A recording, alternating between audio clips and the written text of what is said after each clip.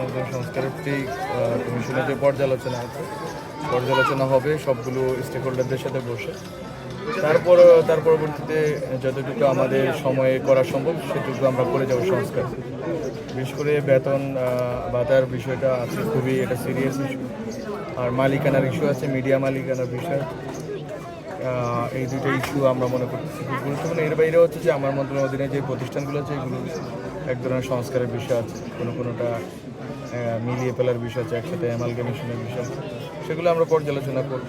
আরও মিটিং হবে, আরও পর্যালোচনা এবং ডকুমেন্টের সাথে কথা বলার ভিত্তিতে একটা জায়গায় আমরা পৌঁছাবো আগামী 1-2 মাসের ভিতরে। তারপর আমরা শুরু করব, আর যতদিন সময় আছে আমরা যতটুকু করে যেতে। আর বিসিএসের বিষয়টা হচ্ছে, বিসিএসের যে 43-43-এর যারা বাকি ছিলেন, যাদের হচ্ছে যে গ্যাজেট হয়নি, আমি জনপ্রশাসন কমিটির সদস্য সচিব হয়েছি গত ঈদের 1-2 সপ্তাহ আগে। তো আমরা যদি আশা করি যে পয়লা বৈশাখের আগে তাদের গ্যাজেট প্রকাশের জন্য যেই গোয়েন্দা তথ্য আছে এগুলো পর্যালোচনা করে আমরা এটা করার চেষ্টা করব। ঈদের আগে দিতে পারলে সবার জন্যই ভালো হবে, কিন্তু এটা যদি আমরা পয়লা বৈশাখের আগে দিতে পারি আমরা সর্বোচ্চ চেষ্টা করবো সেজন্য। আর এছাড়া পিএসসি মোটামুটি পুনর্গঠিত হয়েছে। বিসিএস আমি আশা করি যে বিসিএস এবং এছাড়াও আরও যেই সার্ভিস আমাদের আছে, জুডিশিয়াল সার্ভিসের বিষয়ে আপনারা জানেন যে নতুন করে যাতে জুডিশিয়ারিতে কর্মকর্তা নেওয়া যায় সেই চেষ্টা চলতেছে। ফলে আমি মনে করি যে সরকার চাকরির ক্ষেত্রে সরকার খুব ভালো ভূমিকা রাখবে, যে যাতে হচ্ছে যে কারণে আন্দোলনটা হয়েছে চাকরির জন্য, চাকরির সমান সুযোগের জন্য। ফলে তো সরকারি যতগুলো চাকরি আছে এগুলো আমরা বারবার কথা বলেছি ক্যাবিনেটে বসে, চাকরি যাতে সুযোগটা সবার জন্য সমান থাকে এবং খুব দ্রুততার সাথে যাতে এটা সম্পাদিত হয় সেটা আমরা সর্বোচ্চ চেষ্টা করি।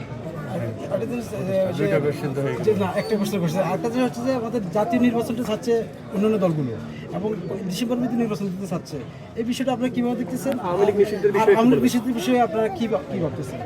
এবার সব বিষয় তো একবারে এক মিটিংয়ে শেষ করে ফেলতে চাচ্ছে। যাক, আওয়ামী লীগের নিষিদ্ধের বিষয় হচ্ছে, আওয়ামী লীগের নিষিদ্ধের ব্যাপারে সরকারের অবস্থান হচ্ছে এখন পর্যন্ত সরকার মনে করতেছে যে রাজনৈতিক দলগুলোর সাথে পরামর্শ ছাড়া দেশে বিদেশে যারা আমাদের উন্নয়ন সহযোগী এবং স্টেক হোল্ডার আছে তাদের সাথে পরামর্শ ছাড়া সরকার একাই ডিসিশন নিতে পারে।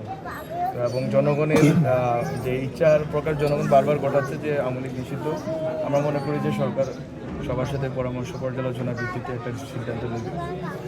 আর যে বিষয়টা বলেছেন নির্বাচনের বিষয়ে ডক্টর মোহাম্মদ ইউনূস বলেছেন যে ডিসেম্বর অথবা জুন 2026, এটা হচ্ছে সংস্কার। কতটুকু হবে, কীভাবে হবে সেটার উপর নির্ভর করবে। আমি মনে করি যে এর ভিতরে আমরা সীমিত রাখি আর কি, এর বেশি উচ্চাসা সরকারের ভিতর থেকেও নেই।